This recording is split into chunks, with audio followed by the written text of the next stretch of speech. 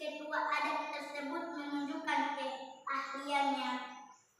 Maka berkatalah ketua adat, "Hai sang raja, saya sudah dapat mengetahui bagaimana cara menemukan anakmu. Lalu, apa yang harus aku perbuat?" tanya sang raja. "Ada suatu syarat untuk apa yang harus aku selesaikan, sang raja. Raja harus mengambil 1 ekor kerbau putih atau dalam bahasa Kaili Bangbula. Maka pada saat itu Raja Kaili langsung menyiapkan orang dalam istana atau menyiapkan 1 ekor kerbau putih untuk dijadikan adat. Setelah dibuat semua proses membuat dan pertolongan Allah Subhanahu wa Ta'ala, maka ditemukanlah anak kerajaan tersebut. Namun, bagaimana cara untuk menyembuhkan anak gadis raja tersebut? Akhirnya, ketua adat ditanya oleh sang raja, "Bagaimana caranya untuk menyembuhkan anakku?"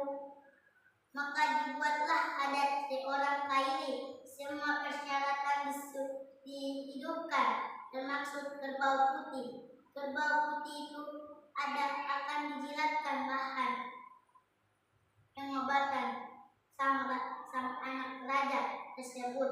Maka dimulailah adat tersebut, dan setelah itu dipanggillah sang anak dan Raja Kaili untuk bertemu dengan ketua adat, dan sang gadis diarahkan ke suatu tempat duduk. Kemudian muncul kerbau putih Bangbula, dan setelah itu kerbau putih langsung menjilat tubuh sang anak raja tersebut. Setelah kerbau putih tadi menjilat tubuh sang anak raja, kerbau putih itu langsung disembelih untuk dilaksanakan adat dan doa bersama atas menyambut kesembuhan anak sang raja.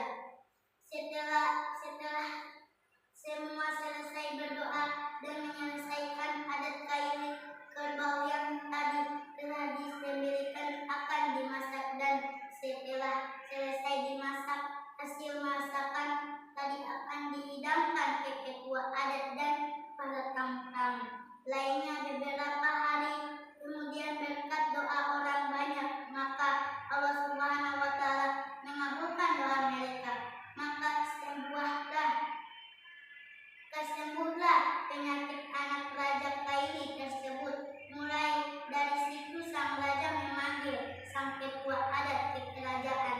Sesampai di kerajaan, sang ketua adat disambut gembira oleh sang raja. Ternyata sang ketua adat diberi hadiah dan ucapan terima kasih atas kerja keras dan kehilangan hingga keahliannya, hingga sang gadis sembuh dari penyakitnya. Dan sang raja mendoakan agar sang ketua adat tetap dalam lindungan Allah Subhanahu wa Ta'ala. Terima kasih.